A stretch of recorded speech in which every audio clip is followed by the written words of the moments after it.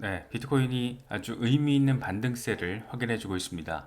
67,000달러 일시 돌파하는 모멘텀까지 등장을 해주면서 이대로 이렇게 반등세를 이어가게 될 것인가, 이 박스권 상단인 69,000달러까지 순조롭게 뚫어내고 그렇게 새로운 전고점을 만들어낼 수 있을 것인가, 그런 기대감이 한층 더 고조되는 그런 분위기가 포착되고 있습니다.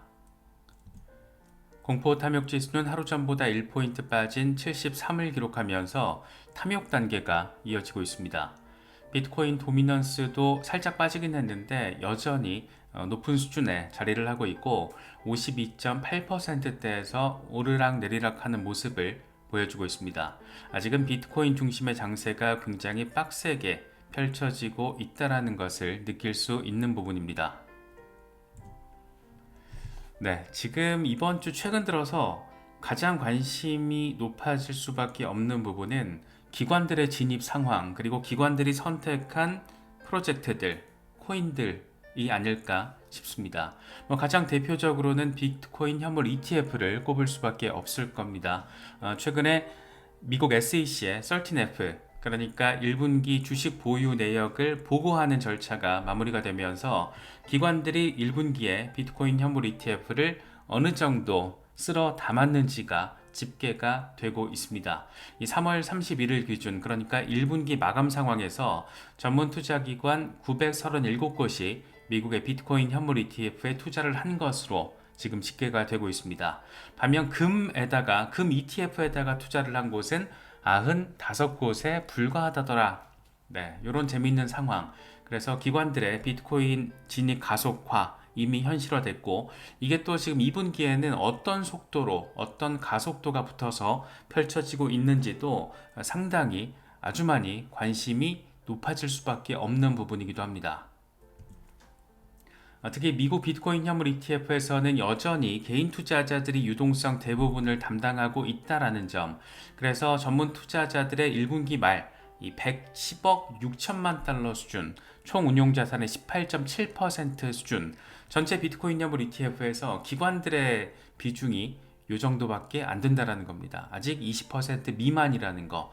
아직까지는 개인 투자자 중심의 시장 형성이 판때기가 포착이 되고 있지만, 이게 또 시간이 흐르면서 가속도가 어떻게 달라붙느냐에 따라서 자산 가치를 가진 하나의 대표 자산으로서 비트코인을 바라보는 기관들의 관점, 행동, 이런 것들이 주목도를 시간이 지나면 지날수록 더 많이 받을 수밖에 없지 않을까, 그런 생각이 들기도 합니다. 사실 지금의 비트코인 시장을 이렇게까지 기관들이 강력하게 들어오게끔 리드하고 있는 리더 가운데 대표는 단연 블랙록입니다. 운용자산 10조 달러 이상, 우리 돈으로 1경 원이 넘죠. 어마어마한 자산을 운용하고 있는 전 세계 최대 규모의 자산 운용사 블랙록이 지금 이 시장에 들어와서 핵심적인 플레이어로서 역할을 해주고 있기 때문입니다. 그런데 블랙록의 어떤 지금 행태라는 게 단순히 비트코인 현물 ETF 상황뿐만이 아니라 실물자산 토큰화 이슈와 관련해서도 아주 전폭적으로 지금 이 시장에 뛰어들었다라는 점이 특장점이다. 그래서 블랙록이 선택한 것들이 뭔지를 좀 우리가 봐야 됩니다. 무엇보다 이더리움 기반의 첫 번째 토큰화 펀드 비들이 바로 블랙록이 출시한 실물자산 토큰화 펀드 라는 점, 그리고 최근에는 디지털 증권 플랫폼 시큐리티즈에다가 4,700만 달러 투자 라운드를 리드했다라는 거.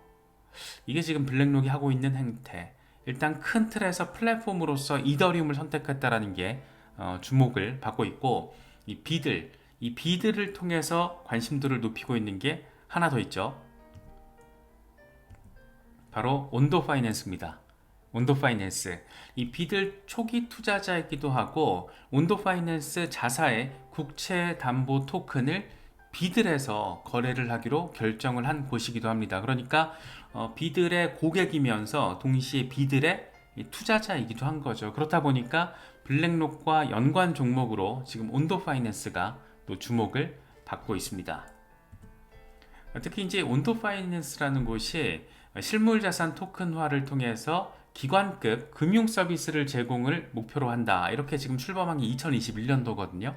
이 신흥 블록체인 기업인데 블랙록의 프로젝트에다가 투자를 하고 블랙록의 토큰화 펀드를 통해서 거래를 하는 그런 아주 흥미로운 상황. 이 OUSG 이거예요.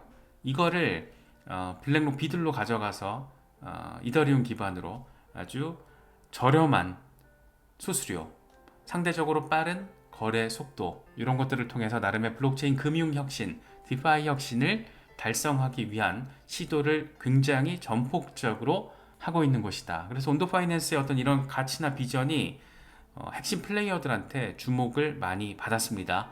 이 파운더스 펀드, 피터 틸이 만든 곳이죠. 여기서 투자를 받았고 이와 더불어서 판테라 그리고 코인베이스로부터 투자를 받은 곳이기도 합니다. 그런 곳에서 블랙록과 함께 지금 실물자산 토큰화 이슈 프로젝트를 아주 성공적으로 진행을 하고 있다라는 거. 사실 블랙록은 전략을 다 깠죠. 지금 블랙록이 앞으로 어떤 방향성을 가지고 어떤 그림을 그리고 있는지는 이미 다 선명하게 공개가 됐습니다. 그렇기 때문에 주목도를 더 키우고 있는 건데 조셉 차롬 블랙록의 글로벌 전략 담당 임원이자 이번에 시큐리티즈에다가 4,700만 달러 규모의 투자 시리즈를 단행을 하면서 여기 이사회에다가 또 이름을 올리게 됐죠. 이렇게 얘기합니다. 블랙록은 토큰화 펀드가 자본시장 인프라에 있어서 중대 변혁을 이끌 잠재력이 있다고 믿고 있다. 시큐리티즈 투자는 우리의 디지털 자산 전략을 발전시키는 또 다른 단계다. 실물자산 토큰화 이슈가 한 단계 한 단계 더 레벨업 되고 있다는 게 굉장히 단기간에 지금 펼쳐지고 있습니다. 그것도 잇따라 지금 비들 출시가 3월인데 이제 겨우 5월 중순 하순이거든요. 그런데 그 사이에 이미 시큐리티즈에 대한 투자까지 단행이 됐고 비들은 그 사이에 굉장히 성공적으로 프로젝트가 자리를 잡아가고 있는 그런 모습을 보여주고 있습니다. 이게 과연 얼마나 더 속도를 가지고 어떤 규모로서 확장이 될 것인가 상당히 궁금하고 기대가 될 수밖에 없는 부분이죠. 그래서 지금 이더리움이고 온도 파이낸스의 토큰인 거버넌스 토큰인 온도 코인도 상당한 관심을 받고 있습니다. 지금 하루 이틀 사이에 비트코인, 이더리움, 온도 코인 모두 다 반등세가 나와줬죠. 그래서 이런 핵심 플레이어들의 선택을 받았거나 관련이 있는 종목들이 하나둘 움직이기 시작했다라는 거. 특히 이제 비트코인이 깨어나는 모습을 보여주면서 이 반등세를 보여주면서 이런 의미 있는 종목들도 함께 움직여주고 있다라는 거, 이런 부분들도 투자 전략 짜시는 데 있어서 분명 도움이 될 수 있는 부분이 아닐까 생각됩니다.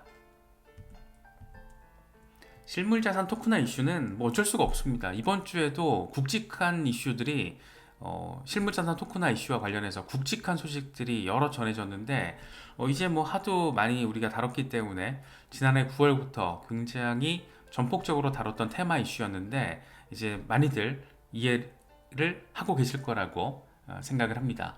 특히나 이번에 미국 증권예탁결제원이 JP모건, B&O 멜론, 프랭클린 템플턴 등등 미국의 초대형 금융기관들과 함께 펀드 토큰화 파일럿 프로그램을 성공적으로 마무리했다. 이렇게 지금 발표를 하면서 엄청난 주목도를 이끌어내고 있습니다. 우리 입장에서는 왜? 체인링크의 상호 운용성 프로토콜 CCIP가 활용이 됐기 때문입니다. 체인링크가 이렇게 초대형 금융기관들과 함께 협업을 펼쳤다라는 거, 그게 지금 성공했다라는 거, 이게 굉장히 중요한 의미 포인트겠죠. 우리 같은 크립토 투자자들에게 있어서는. 그런데 미국 증권예탁결제원이라는 게 사실 그렇게 간단한 곳이 아닙니다. 2020년 총 거래량이 2경 달러, 보관 자산만 60조 달러, 60조 달러를 원화로 환산하면 7경 8천조 원.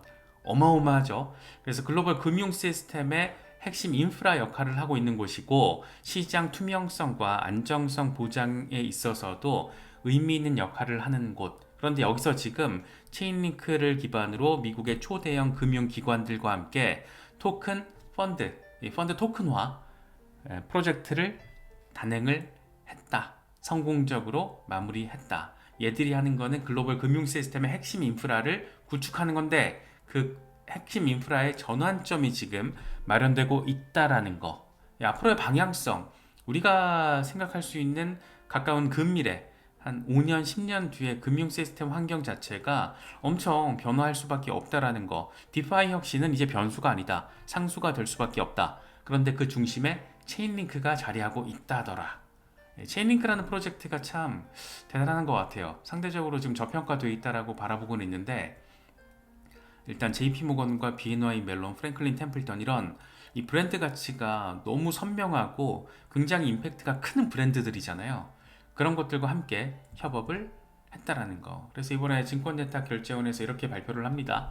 모든 블록체인에서 펀드의 순자산 가치를 불러오고 실물자산 데이터를 가져오고 그리고 그것을 전파하는, 어떻게 토큰화 시켜서 그걸 만드는 표준화 프로세스 구축이 목적이었다. 이번 파일럿을 통해서 구조화된 데이터를 온체인으로 가져와서 토큰화 그리고 스마트 컨트랙트 등이 가능하다라는 사실을 입증했다. 어떤 기술을 통해서? 체인링크의 기술을 통해서. 퀸텐이라는 암호화폐 분석가는 이렇게 의미 부여를 합니다. 이번에 증권예탁결제원과 10개 미국 은행들이 이렇게 협력을 하면서 체인링크와 세계 최대 금융기관의 관계라는 제목을 통해서 이렇게 얘기를 해요. 체인링크가 한순간에 멜팅 포인트를 경험하게 될 건데, 많은 사람들을 지금 이걸 무시하고 있다 이렇게 얘기를 하면서 지금 저평가받고 있다라는 얘기를 합니다. 한순간에 멜팅 포인트를 경험하게 될 거라는 얘기는 어느 순간 폭등을 하게 될 거라는 얘기를 맥락적으로 지금 하고 있는 거죠.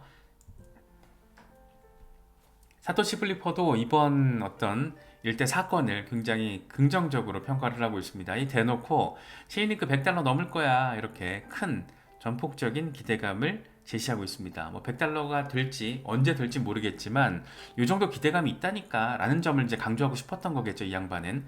그러면서 하는 얘기가, 모든 것이 토큰화되고 전통 금융의 모든 것이 블록체인에 연결되는 생태계 최종 버전을 하나로 묶어줄 접착제가 바로 체인링크다. 실물자산 데이터를 블록체인으로 가져오고 여러 블록체인을 하나의 상호 운용성을 갖게끔 연결시켜주는 역할을 하는 게 뭐다?